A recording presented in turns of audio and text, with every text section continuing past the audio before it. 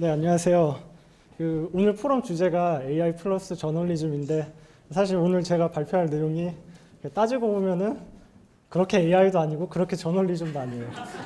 그런데 되게 관련은 있어 보이고 그래서 넓은 의미의 AI와 넓은 의미의 저널리즘이라고 생각하고 들어주시면 좋겠고요.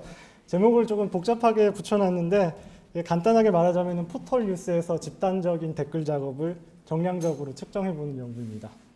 그래서 우선 한국의 뉴스 소비의 특성에 대한 간단한 통계 자료들을 보여드리려고 하는데요. 우리나라 사람들은 뉴스를 어디에서 보느냐? 90%는 네이버와 다음에서 봅니다.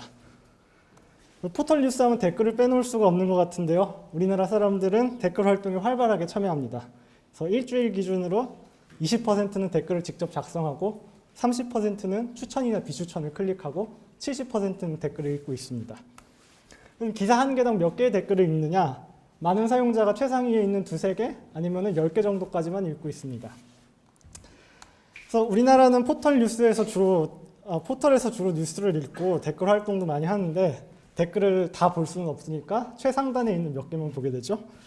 그래서 어떤 댓글을 위해 노출시킬지 정하는 정렬 기준이 되게 중요합니다. 그래서 가장 널리 쓰이는 방법은 추천 빼기 비추천으로 정렬하는 것인데요. 여러 나라의 주요 뉴스 포털들이 이 방식으로 댓글을 정렬하고 있고요. 이 방식은 일종의 댓글 관리의 크라우드 소싱 같은 건데 사람들이 좋은 댓글에 추천을 눌러서 상단에 노출시키게 하고 반면에 악성 댓글들은 이제 선량한 독자들이 가서 비추천을 눌러서 보이지 않게 할 수 있는 것이죠. 그래서 네이버는 2015년 말부터 비추천에 더 큰 가중치를 줘서 추천 빼기 3 곱하기 비추천으로 정렬을 하기 시작하는데요. 이때 이제 사람들이 악성 댓글을 벌하는 대신에 단지 나와 반대되는 의견들을 가리고 우리의 의견을 위해 올려놓기 위해서 이제 추천과 비추천을 활용하게 됩니다. 그래서 흔히들 말하는 댓글 조작이라고 하는 것은 정확히 댓글의 추천수와 비추천수를 인위적으로 조작하는 행위를 말하는 것이죠. 그래서 댓글 조작이라고 하면은 체계적으로 작업한 이런 댓글 부대가 먼저 떠오르실 텐데 때로는 아이돌 팬덤이나 정당의 지지자들이 자발적으로 참여하는 경우도 있고요. 이를 일컫는 정해진 표현은 없지만 저는 한겨레신문에 나왔던 떼거리 클릭이라는 표현이 가장 이를 정확하게 표현했다고 생각하고 있습니다. 그리고 많은 부분이 이제 매크로를 떠올리실 텐데 매크로도 어떻게 보면 집단이죠. 가장 신속하고 일사불란하게 움직이는 집단. 그래서 댓글 부대든 떼거리 클릭이든 매크로든 결국 작동하는 방식은 비슷한데 타겟 기사를 발견하면은 구성원들한테 링크를 공유하고 거기에 몰려가서 다른 의견들은 반대되는 의견에는 비추천을 받고 우리 의견은 추천을 받아서 상단에 위치시키는 것이죠.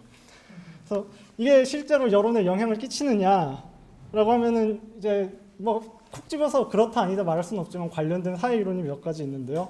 예를 들면 단순 노출 효과라는 게 있는데 이것은 이제 우리가 무언가에 단순히 자주 노출되는 것만으로도 점점 호감을 갖게 된다는 건데 처음에 어떤 이상한 댓글을 봤을 때 이거 뭐야 싶다가도 이게 계속해서 보다 보면은 뭔가 진짜 그런가 싶기도 하고 뭔가 점점 설득력도 생기고 그렇게 가랑비에 옷 젖듯이 스며들어서 뭐 결국에는 그렇게 될 수도 있다는 거고요. 밴드웨건 효과는 이제 베풀은 추천을 많이 받았으니까 나도 다수의 의견을 따라야 하는 게 아닐까라는 마음으로 이제 그런 베풀의 의견을 쫓아가게 되는 거고 침묵에 나서는 나의 의견이 다수의 의견과 다를 때 나의 의견을 말하면 공격당하고 소외감을 느끼기 때문에 점점 말을 잃어가서 지배적인 여론만이 가득해지는 그런 현상을 말하는데요. 반대되는 이론들도 있기 때문에 실제로 어떻게 되는지는 어려운 문제지만 그래도 어느 정도는 영향을 끼칠 것이라는 것이 통념이라고 볼 수 있을 것 같습니다. 그래서 최근에 몇 년간의 댓글 상황을 보면은 이제 많은 문제가 있지만 저희는 이러한 집단적인 댓글 추천, 비추천 작업을 정량적으로 측정하는 것에 초점을 두었고요. 그래서 이 연구는 집단적 댓글 작업의 흔적을 규명하고 정량적으로 측정하는 것, 그리고 이를 이용해서 네이버 뉴스에서의 그 빈도를 확인하는 것에 있는데 발표의 후반부에서는 이제 언제 어떤 사건이 있을 때 집단적인 댓글 작업이 얼마나 많이 있었는지를 보여드리게 될 것입니다. 이 연구를 제가 시작한 지 한 2년 조금 안 됐는데 연구하다 보니까 네이버 뉴스의 기사와 댓글을 전부 다 모아버렸습니다. 그래서 네이버가 2013년 7월부터 댓글을 추천 빼기 비추천으로 정렬하기 시작했는데 그때부터 최근까지 작성된 모든 기사, 모든 댓글을 모았고요. 여기 그래서 이제 총 댓글 5억 건에 공감 표시 74억 건이 있는데 각 댓글에 대한 추천, 비추천 숫자는 공개되어 있지만 그것을 누가 언제 클릭했는지는 공개되어 있지 않습니다. 그래서 데이터의 양은 많지만 사용할 수 있는 데이터는 상당히 제한적이다 라고 보시면 될 것 같고요. 그리고 특히 저 네이버가 추천 빼기 3 곱하기 비추천으로 댓글을 정렬하던 시기에 집단적 댓글 활동이 가장 활발했기 때문에 제가 앞으로 보여드릴 많은 예시들은 그 시기에 해당하는 예시입니다. 그리고 이제 집단적 댓글 작업의 흔적을 쫓기 위해서 새 극단적인 온라인 커뮤니티에서 좌표 찍은 기사를 수집했는데요. 이제 각 커뮤니티에서는 댓글 작업을 할 때 이렇게 대놓고 하기보다는 은어를 사용합니다. 예를 들면 이런 식인데 어떤 커뮤니티에서 우리 여기 산책 다녀오자 뭐 이런 글이 올라왔으면은 그 뜻은 우리 얼른 이 기사에 몰려가서 댓글란을 점령해보자 뭐 이런 의미가 되겠죠. 그래서 이런 은어를 바탕으로 280건 정도의 좌표 찍힌 기사를 수집했고요. 그래서 이제 뭐 자세히 안 보여드리고 간단히 넘어갈 텐데 일반 논란이 되는 기사, 좌표 찍힌 기사를 비교해 보면은 가장 뚜렷하게 보이는 차이점은 좌표 찍힌 기사에는 추천 수는 높은데 최종적으로 추천 점수는 0점인 댓글들이 많다는 것입니다. 이 그래프 보시면은 이제 한 그래프가 기사 하나에 달린 모든 댓글들을 나타내고요. 점 하나는 댓글인데 X축은 그 댓글의 추천수, Y축은 그 댓글의 비추천수입니다. 이게 대각선으로 표시해 놓은 게 이제 추천 점수가 0점이 되는 점인데요. 그래서 이 대각선으로부터 어떤 댓글 점까지의 X축의 거리가 그 댓글의 추천 점수가 됩니다. 그래서 이런 댓글들은 추천 수는 높지만 점수가 0점이기 때문에 저희는 0점 댓글이라고 이름을 붙였고요. 이제 중요한 점은 이제 이 0점 댓글이 유효한 집단적 댓글 작업의 흔적이라는 것인데요. 그것에 대해서 간단하게만 설명을 드리겠습니다. 그래서 일단 집단적인 댓글 작업이라는 것을 확인하기 위해서 개별적인 댓글 활동과 집단적인 댓글 작업을 개념화했는데요. 저희 이렇게 개념화했습니다. 개별적인 댓글 활동에서는 독자들이 성향에 관계없이 굉장히 잘 섞인 순서로 기사를 보러 온다. 하지만 집단적인 댓글 작업이 벌어졌을 때는 특정 성향의 사람들이 짧은 시간 내에 굉장히 몰려서 기사를 방문한다. 이런 방식으로 정의를 했고요. 그래서 아까의 좌표 찍힌 기사로 돌아와서 여기에 있는 빨간색 화살표가 가리키는 0점 댓글이 어떻게 성장했는지 그 과정을 생각해 보면은 우리가 지금 아는 것은 저 댓글이 추천 300개, 비추천 100개를 마지막으로 받았다는 것인데 그것들이 어떤 순서로 클릭되었는지는 모릅니다. 그렇지만 저 댓글이 집단 행동 없이 개별적으로 방문되었다면 300개의 추천과 100개의 비추천이 매우 잘 섞인 순서로 클릭되었을 것이고 그래서 그러면 이 100개의 300개의 추천과 100개의 비추천을 랜더마이즈해서 그러니까 모든 퍼뮤테이션 중에 랜덤으로 20개를 뽑아서 그래프를 그려보면은 이제 오른쪽 그림과 같이 나오는데요. 대부분의 경우에 그 0점 댓글이 저 모든 득표를 받는 시점까지 항상 0점 근처에서 머무릅니다. 그러니까 일종의 리니어하게 성장한다고 보시면 될 것 같은데요. 그러면 추천 점수는 항상 0점에 가까웠는데 과연 저 댓글은 최상위에 장시간 노출되었던 적이 있을까요? 만약에 최상위에 오래 노출된 적이 없으면 저 댓글은 어떻게 수백 개나 되는 추천과 비추천을 받을 수 있었을까요? 그래서 이런 댓글을 설명하기 위해서는 초반에 많은 추천을 받아서 먼저 상단에 노출된 다음에 후반부에 많은 비추천을 받아서 0점까지 끌어내려줘야 한다는 건데 이런 성장 경로가 랜덤한 방문으로도 생길 수 있지 않는가라고 이제 질문을 던져볼 수도 있습니다. 그걸 풀기 위해서 저희가 고등학생 때 배웠던 이제 격차에서의 경로의 수를 계산하는 방법을 가지고 계산을 해보면은 이 댓글이 성장하는 모든 경로 중에서 단 한순간이라도 100점을 넘는 경로의 수가 100만 분의 1도 안 됩니다. 네, 그만큼 어렵다는 것이고요. 그래서 0점 댓글이 된다는 것은 결국 이렇게 순차적인 두 그룹의 집단에 의해서 방문이 되어야 하는데 먼저 댓글을 밀어올린 것이 집단이고 그것이 대중에 의해서 정화되었을 수도 있고 대중이 밀어올린 것을 집단이 가서 끌어내렸을 수도 있고 아니면 서로 다른 두 집단이 한 댓글에 가서 충돌했을 수도 있는 것이죠. 둘 다 대중일 수는 없는 게 왜냐하면 둘 다 대중이려면 기울기가 같아야 되니까요. 그래서 그럼 실제로 0점 댓글들이 어떤 내용을 가지고 있는가 그걸 살펴보기 위해서 예시를 가지고 왔는데 정파성을 배제하기 위해서 날씨 뉴스에서 골랐습니다. 근데 저희가 가진 데이터 중에서 전체 날씨 기사가 3만 건 정도 있는데요. 그 중에서 이런 0점 댓글이 많은 기사가 그렇게 많지가 않아요. 10개 남짓 정도 되는데 그 중에 하나입니다. 그래서 내일 날씨가 춥다는 그런 내용의 기사이고요. 보시다시피 여러 개의 0점 댓글이 있는데 그 이제 내용들을 보면은 이제 얼핏 보면은 굉장히 선풀 같아요. 이게 감정 분석을 해보면은 긍정이 나올 것 같은 그런 내용이지만 사실은 굉장히 이제 교묘하게 형성된 자국 남성 혐오 집단의 댓글 작업이 있었던 정황으로 판단이 되고 그들에 의해서 초반에 밀어 올려졌던 댓글이 후반에 대중들에 의해서 끌어내려지고 이제 결국 마지막에는 일반적인 날씨 댓글이 베스트 댓글이 되어 있는 것을 볼 수 있고요. 그리고 또 하나의 예시를 준비했는데 이것도 날씨 기사고 이제 댓글들의 내용을 보면은 미세먼지에 관한 불만들이 많이 있습니다.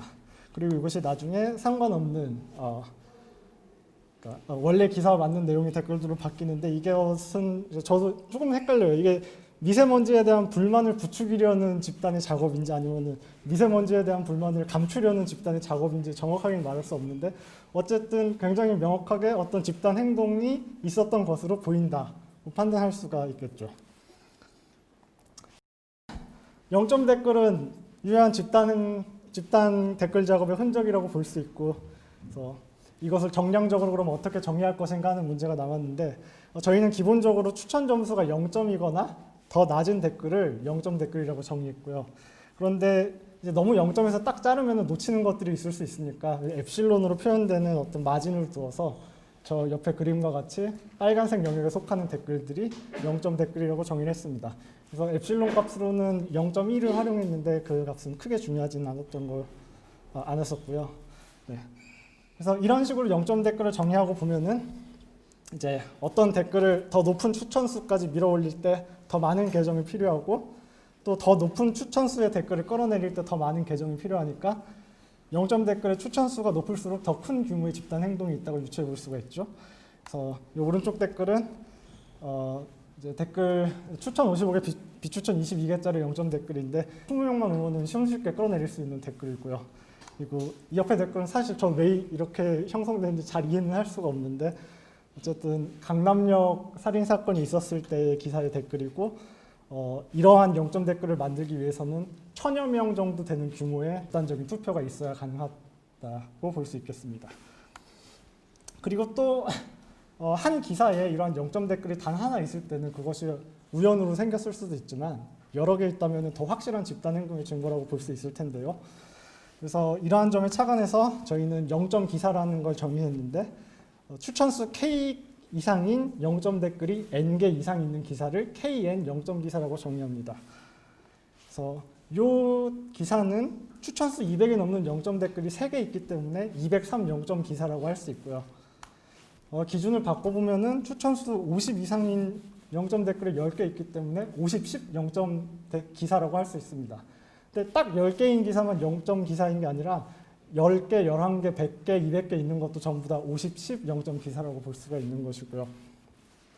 그래서 저희가 분석해 본 결과 50, 10 0점 기사 정도면은 굉장히 확실한 댓글 작업의 증거라고 판단하였고 이는 좌표 찍힌 기사 중에서도 절반만 포함할 정도로 굉장히 까다로운 기준입니다.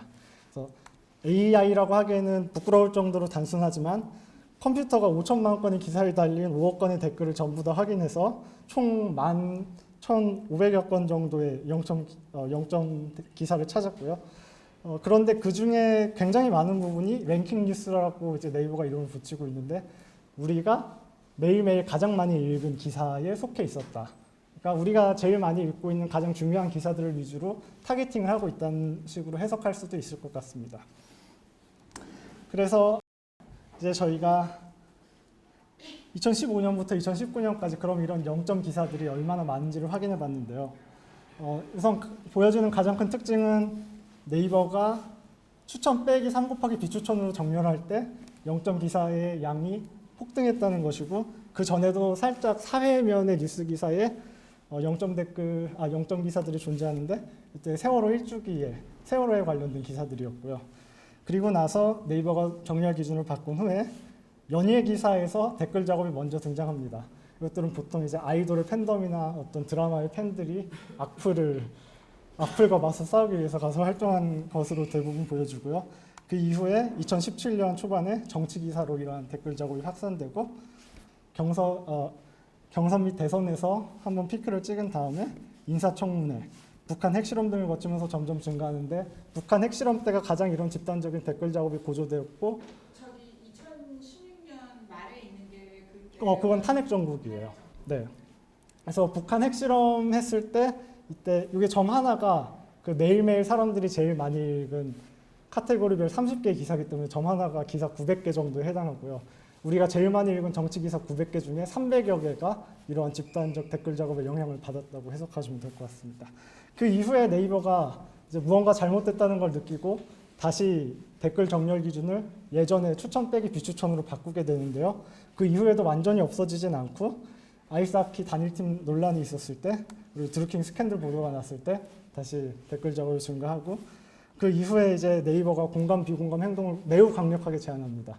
그래서 추천 비추천을 한 사람이 하루에 50개밖에 못하게 제한하고 또 추천을 한번 누르고 그 다음 추천을 누를 때까지 10초간의 시간을 기다려야만 클릭할 수 있게 강력한 제한을 쓰는 이후로 0점 기사의 비율이 거의 0에 가깝게 줄어든 것을 확인할 수 있습니다. 그래서 인터넷상에 거짓된 무언가를 분류하는 여러 가지 기준이 있는데요. 우리가 잘 알고 있는 어떤 가짜 계정이나 이제 거짓 정보 같은 것은 널리 연구되고 있지만 제 생각에 그것보다 조금 더 복잡한 것 같은 이 문제, 그러니까 저는 개인적으로 페이크 컨센서스라고 부르고 있는데 이런 추천 비추천의 조작 혹은 어떤 음원 차트의 조작 이런 것은 굉장히 데이터를 통해서 해결하기가 까다로운 문제인데 이것이 이제 저희 전산학자들이 열심히 노력해서 해결해야 할 문제가 아닌가 싶고요. 그래서 댓글은 중요한가? 저는 댓글이 중요하다고 생각합니다. 왜냐하면 댓글이 있는 기사랑 없는 기사의 재미는 차원이 다르기 때문에 그래서 댓글이 매우 중요하다고 생각하고 이것은 실제로 많은 저널리스트 사이에서도 문제로 떠오르고 있는데 미국 같은 경우는 이제 댓글에 대한 문제가 점차 심해지니까 많은 언론사 사이트들이 댓글란을 없앴다가 그래도 댓글의 장점이라는 것은 분명히 존재하기 때문에 어떤 방식으로든 모더레이션 방식을 만들어서 댓글란을 다시 열려고 하는 추세이고요. 네. 그래서 저희 전산학자들도 더 나은 댓글란을 만들기 위한 어떤 그런 인터페이스라든지 그런 연구를 좀 하면 좋지 않을까 싶습니다. 제 발표는 여기까지고요. 질문 있으시면 받도록 하겠습니다.